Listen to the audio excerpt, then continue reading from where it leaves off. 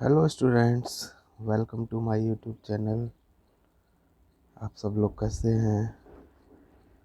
मैं उम्मीद करता हूँ आप सब लोगों की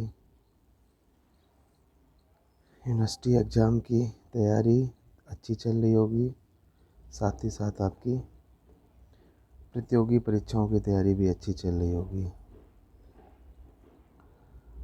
सबसे पहले तो मैं आप लोगों से क्षमा चाहता हूँ कि व्यस्तता होने की वजह से मैं 2 दिन वीडियो के माध्यम से आप लोगों के समक्ष उपस्थित नहीं हो सका।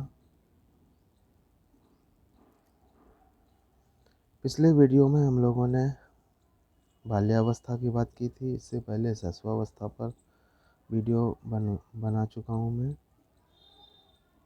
और आज के वीडियो में हम किशोरावस्था के बारे में बात करेंगे। और इस तरीके से अपने कोर्स में जो बाल विकास की 3 अवस्थाएं हैं, आज ये तीनों अवस्थाओं के बारे में हम लोग पढ़ लेंगे। तो शुरू करते हैं हम लोग। किशोरावस्था। किशोरावस्था की जो आयु है उसको सामान्यतः 12 वर्ष से लेकर के 18 वर्ष की आयु के मध्य की आयु माना जाता है। और किशोरावस्था को जीवन का सबसे कठिन काल माना जाता है, ये किलपैट्रिक ने बोला है। तो आपको ये बात याद रखनी है। और ज़्यादातर एग्ज़ाम में ये क्वेश्चन पूछा जाता है कि हार्डेस्ट पीरियड ऑफ लाइफ कौन सा है, किशोरावस्था, बाल्यावस्था, शैशवावस्था। तो आप बताएंगे किशोरावस्था है। और इसको हिंदी में बोलते हैं जीवन का सबसे कठिन काल। ठीक है, तो आपको याद रखना है जीवन का सबसे कठिन काल इन 3 आयु में से किशोरावस्था ही है। शैशवावस्था, बाल्यावस्था और किशोरावस्था में किशोरावस्था जीवन का सबसे कठिन काल माना जाता है। इसके अलावा किशोरावस्था को इंग्लिश में हम लोग एडोलेसेंट पीरियड बोलते हैं। और ये जो एडोलेसेंट है ये एडोल्सियर शब्द से बना है। और एडोल्सियर शब्द का मतलब है मूविंग टुवार्ड्स मैच्योरिटी, यानी परिपक्वता की ओर बढ़ना। तो इसको इंग्लिश मीनिंग से भी हम समझ सकते हैं कि बालक इस अवस्था में बाल्यावस्था से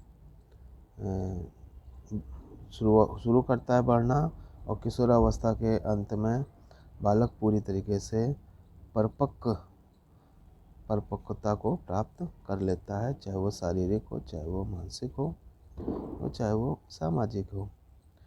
इसलिए ये जो बोला गया है कि एडोल्सियर जो शब्द है इसका मतलब परिपक्वता की ओर अग्रसर, इसी से एडोलेसेंट शब्द बना है। आई होप आपको ये बात समझ में आई होगी। अब हम लोग पढ़ेंगे कि किशोरावस्था के अन्य नाम क्या हैं। ये क्वेश्चन बहुत पूछा जाता है, तो आपको ये याद होना चाहिए। सबसे पहले तो किशोरावस्था को हम लोग बोलते हैं गोल्डन एज। गोल्डन एज बोलते हैं स्वर्ण काल। जीवन का स्वर्ण काल कौन सा है, गोल्डन एज कौन सा है, किशोरावस्था। आपको याद रखना है।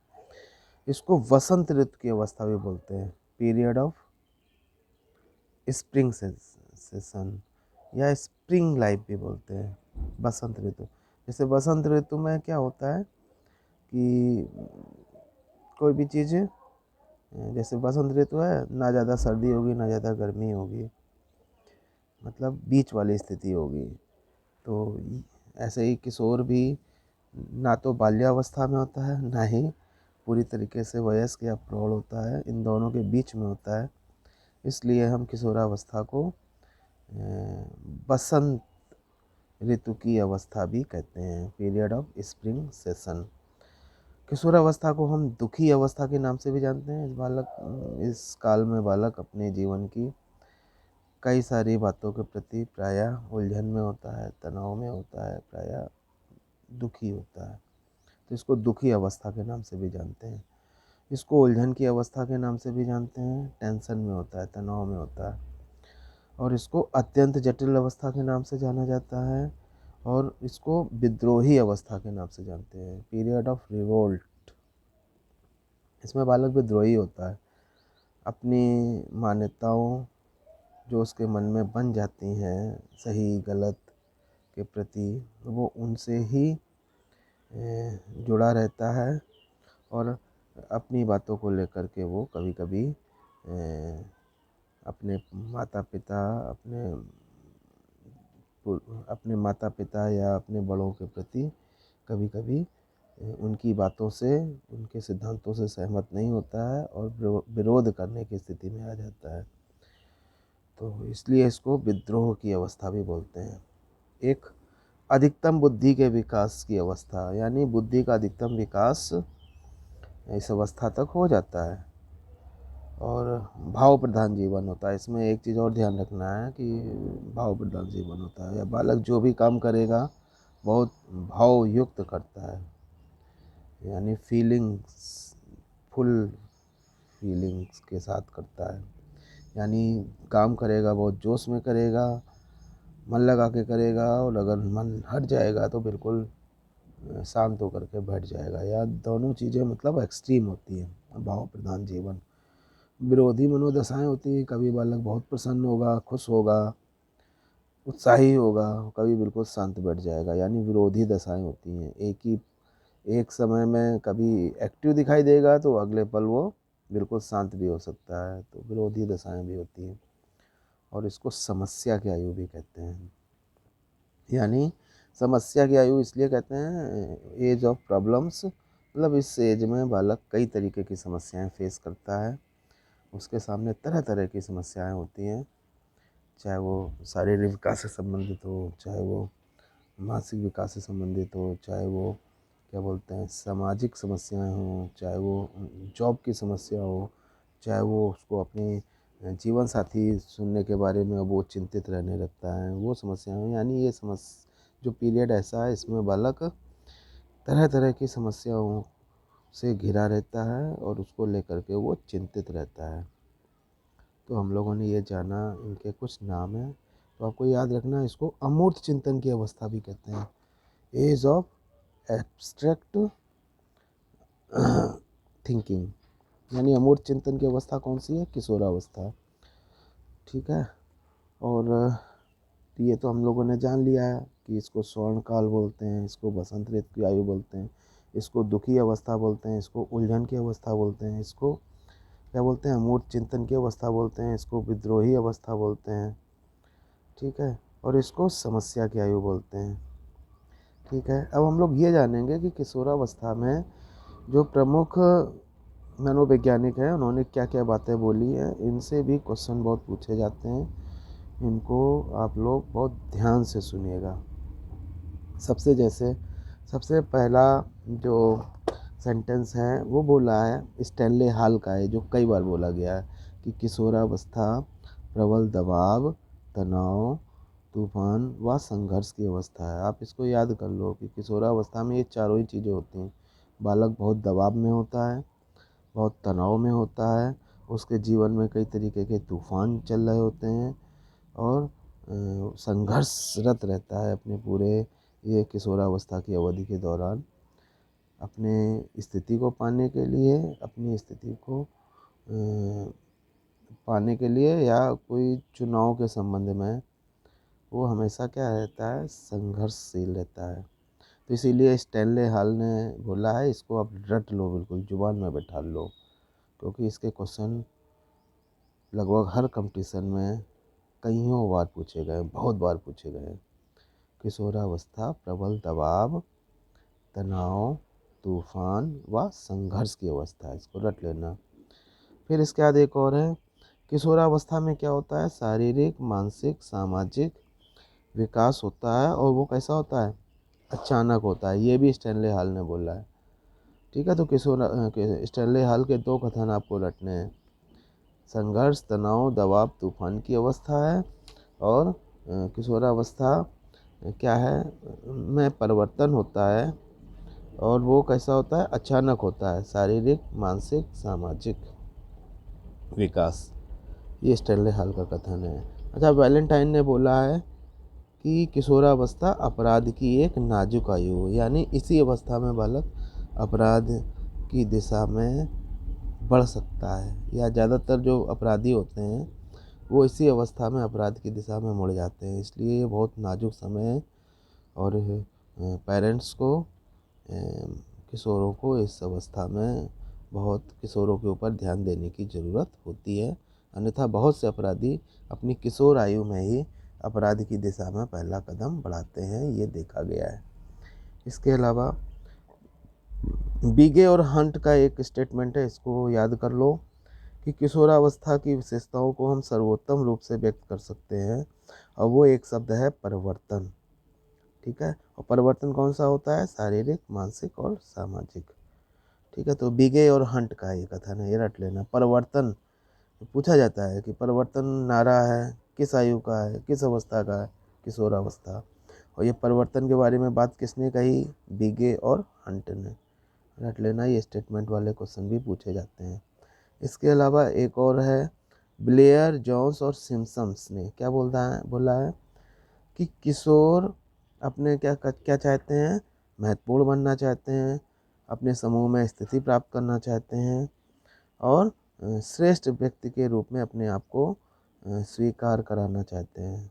जो 3 चीज़ों की किशोरों में इच्छा होती है, वो भी महत्वपूर्ण बनना चाहते हैं, समूह में अच्छा स्थान हासिल करना चाहते हैं, और श्रेष्ठ व्यक्ति बनना चाहते हैं।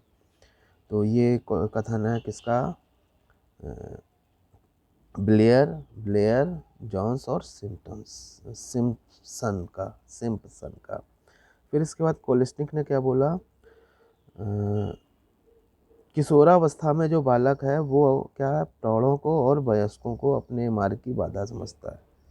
सही बात है, किशोरावस्था में बालक इसीलिए परेशान होता है कि उसको लगता है प्रौढ़ और वयस्क उसके मार्ग, सफलता के मार्ग के बाधक हैं, और उनकी वजह से वो अपनी बातों को या अपने विकास को सही दिशा नहीं दे पा रहा है। किशोर ऐसा समझता है, तो ये आपको याद करना है। अच्छा, एक सबसे महत्वपूर्ण कथन है जिस पर ये एडोसियर शब्द बना है ना, ये याद करना है। जरसील्ड का कथन है, जरसील्ड का। किशोरावस्था वह समय है जिसमें विकासशील व्यक्ति बाल्यावस्था से परिपक्वता की तरफ बढ़ता है, यानी ट्रांजिशन फेज भी बोलते हैं इसको, संक्रमण की अवस्था बोलते हैं, या पारगमन की अवस्था बोलते हैं, यानी माइग्रेटरी फेज है। तो ये याद रखना है, ये जरसील्ड के कथन के आधार पर बोला जाता है। क्या बोला जाता है कि किशोरावस्था वह समय है, जरसील्ड ने बोला ये, कि जिसमें विकासशील व्यक्ति बाल्यावस्था से परिपक्वता अवस्था की तरफ बढ़ता है। यानी शुरू में बालक किशोरावस्था में प्रवेश करते समय बाल्यावस्था में होता है, और धीरे धीरे वो किशोरावस्था अंत होने तक एक पूरी तरीके से परिपक्व व्यक्ति में बदल जाता है। तो इसीलिए ये जरसील्ड के कथन के आधार पर किशोरावस्था को हम पारगमन की अवस्था या संक्रमण काल भी कहते हैं। बालक इसमें ना तो पूरी तरीके से परिपक्व होता है और ना पूरी तरीके से वो बालक ही होता है, मतलब बीच वाली अवस्था में आ जाता है। और बालक के साथ यही ट्रेजेडी होती है, बेचारा क्या कहते हैं, वो दिखता तो प्रौढ़ जैसा है, परिपक्व दिखता है, लेकिन वो प्रौढ़ होता नहीं है।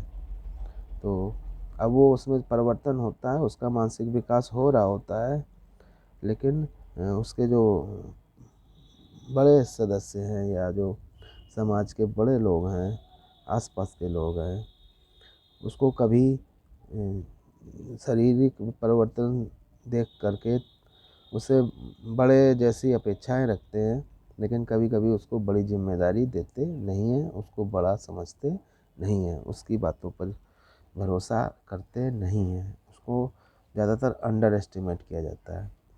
तो ये बड़ी दिक्कत चलती रहती है। तो जरसील्ड के कथन से बोला गया, ये याद रखना है कि किशोरावस्था एक संक्रमण काल है, पारगमन की अवस्था है, ट्रांजिशन पीरियड है, और ये इसमें बालक बाल्यावस्था से किशोरावस्था परिपक्वता की ओर बढ़ता है।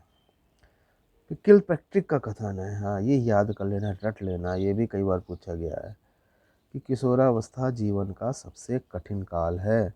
किशोरावस्था यानी adolescent period is the hardest period of life. ये बोला है, किसने बोला है? किलपैट्रिक ने। क्रो एंड क्रो ने क्या बोला है?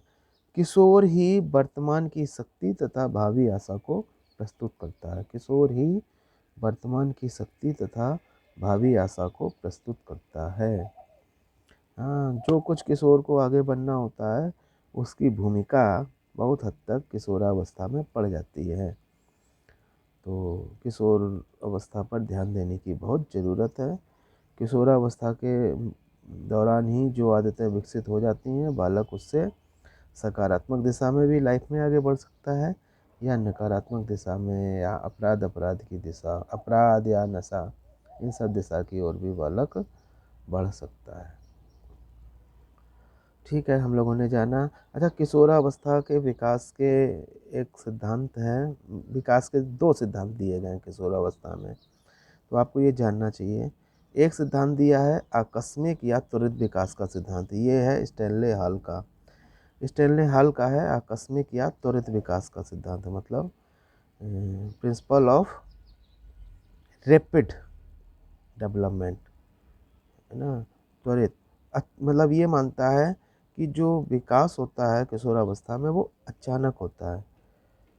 और आपने देखा भी होगा कि बाल्यावस्था में विकास की गति मंद हो जाती है, बहुत समय तक ऐसा लगता है कि कोई विकास नहीं हो रहा है बालकों में, लेकिन किशोरावस्था लगते ही किशोरावस्था के दौरान बालक की विकास की गति फिर अचानक बहुत तेज हो जाती है। बालक में जो परिवर्तन होते हैं वो अचानक से होते हैं, लंबाई बढ़ जाना, और क्या बोलते हैं, आवाज़ बदल जाना, या सेक्स ऑर्गन डेवलप हो जाना, यानी बालक बिल्कुल बदला बदला दिखाई देता है अचानक से 2-3-4 साल में। तो इसीलिए स्टैनले हॉल ने जो सिद्धांत दिया किशोरावस्था में विकास से संबंधित, उनके सिद्धांत को हम आकस्मिक या त्वरित विकास के सिद्धांत से जानते हैं। और एक दिया था, इसका खंडन किया था, किसने किया था? थॉर्नडाइक, किंग और हॉलिंगवर्थ ने अपना सिद्धांत दिया था। उन्होंने बोला कि जो किशोरावस्था में जो विकास होता है वह त्वरित ना होकर के क्रमिक होता है, यानी क्रम से होता है, एक क्रम से होता है, अचानक नहीं होता है, एक निश्चित क्रम में धीरे धीरे करके होता है। तो इसको दूसरा सिद्धांत है जिसको बोलते हैं क्रमिक विकास का सिद्धांत, पीरियड ऑफ ग्रेजुअल डेवलपमेंट। एक निश्चित ग्रेड को फॉलो करता है, एक निश्चित ऑर्डर को फॉलो करता है, एक निश्चित क्रम को फॉलो करता है, उस क्रम में विकास होता है। तो ये 2 सिद्धांत हैं जो किशोरावस्था से संबंधित हैं। त्वरित विकास का सिद्धांत स्टैनले हॉल ने दिया था, और क्रमिक विकास का सिद्धांत थॉर्नडाइक, किंग व हॉलिंगवर्थ ने दिया था।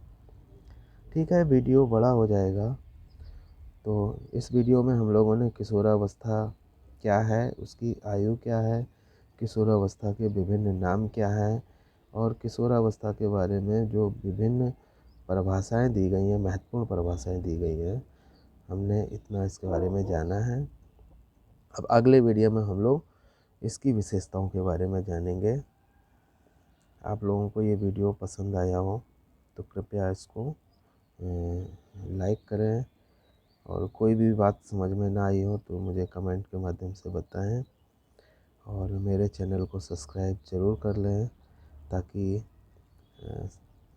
आप लोगों को अन्य वीडियो जो मैं डालूं आप लोगों की तैयारी के संबंध में, वो भी आपको समय से प्राप्त होते रहें।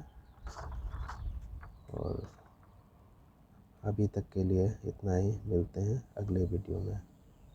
धन्यवाद।